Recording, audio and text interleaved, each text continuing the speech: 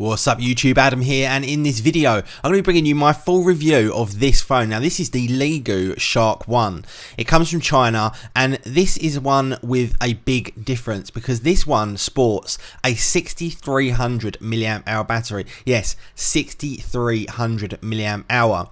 Now anyone who is interested in phones or has any knowledge about them, if you ask them what they would want, they would ask for a bigger battery. So they've gone ahead and done that, and I'll come back to that shortly. Now, what do you get inside the box? You get absolutely everything you'll need for the phone. Comes with a nice bunch of accessories, including some really nice headphones as well that aren't just in there for free value. They actually work nicely and they look nice and they're comfortable as well. Now, also included in the box, we get a 3 amp charger. So this thing will charge up completely in 30 minutes. Absolutely incredible. And then we've got that 6300 milliamp hour battery, which is absolutely insane. 770 hours of standby, 72 hours of general usage, 25 hours of online video playback, or 49 hours of music playback. Now they are slightly exaggerated, but I found that I got to about 80 to 85% of those figures. Now also included, we've got a fingerprint reader round on the back. Now this is definitely not quite as accurate as something like an iPhone or a Galaxy S7 Edge or something like that, but it does work, and when it does work, it's extremely quick. Not only that, you just literally tap on it on the back and it turns the phone on and opens it straight up very quickly indeed, and it works really well. And maybe even some software updates might even make this even better and also even more accurate. Talking of software updates, you do get regular updates on this phone. It's not something you're going to buy and they're just going to forget about you. This thing already has had 2 updates on it in the month that I've had it that have actually improved the software. Now the software itself, Leagoo haven't gone over the top. They haven't added in a whole bunch of insane, ridiculous software, although it does have a skin. Now, it doesn't seem to slow down the device, and it doesn't seem to be particularly heavy, but some of the stuff in there I actually quite like in terms of features.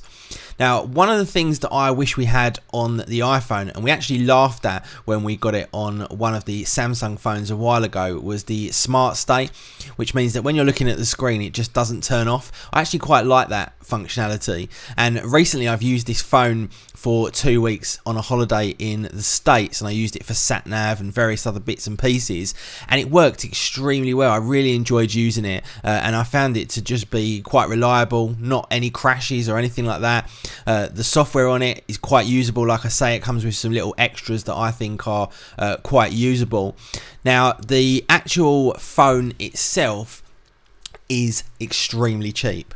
You can buy this for about $160, so that is literally about £120, which is insane for a phone with these specifications, with the massive battery and everything else that comes with it. It's just almost unbelievable to think that they can do it for such a small price.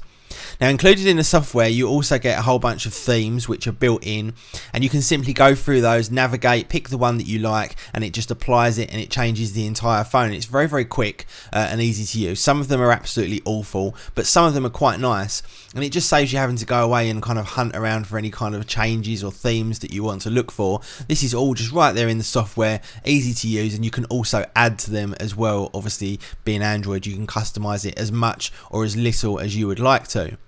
Now the hardware, on the side of the phone we've got a volume up down rocker and also the power button. Now these aren't the most tactile buttons in the world. Obviously the price of the phone probably doesn't allow them to put really insanely high quality components into it, but no problem with it whatsoever.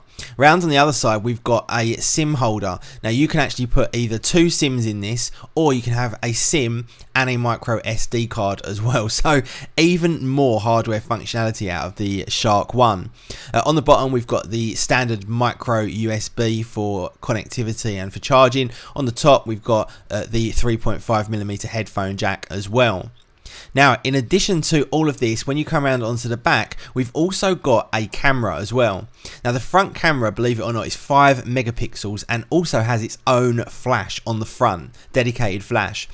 Round on the back, we've got a 13 megapixel Sony camera, and it's decent. It's got a dual LED flash, f2 aperture, and it does take reasonable photos and also video as well. It's not the greatest by any means. It's not up there with an iPhone or a Galaxy S7, but it's definitely good. Now the screen comes with a screen protector, and the first thing you want to do is rip that off, because it really does take away from the quality of this screen. Now this screen is a 1080p screen. Again, it's not the best screen in the world, but it's definitely extremely good. You'll have no problems with it whatsoever.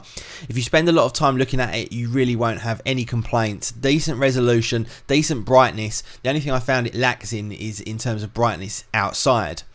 Now, in terms of performance, this thing absolutely flies. It's got an octa-core processor, 64-bit. It also comes with 3 gigabytes of RAM as well, and also 16 gigabytes of storage. Gets a reasonable score on Geekbench, nothing amazing, but again, more than most people will ever need. And always remember the price of this handset. Now, because of the size of the phone, the size of the screen, the size of the battery, you expect it to be huge.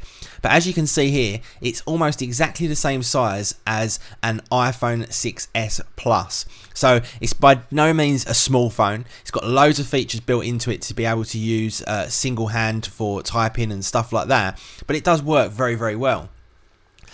Now, the camera, the application for the camera, they've not messed with it too much at all. It works nicely. The shots you get out of it are fairly decent. The time it really struggles is in low light. If you take away decent lighting, then it really is not that great at all. Unless obviously you're using the flash. The front facing flash and the rear facing flash work extremely well. So if you're using the flash, you won't have a problem. But if you're taking general shots outside, even though it's got that f2 aperture, it's not necessarily the best. It's got loads of other stuff built in. It's got HDR. It's got multi-angle, it's got panorama, video, absolutely everything you would need from a smartphone camera.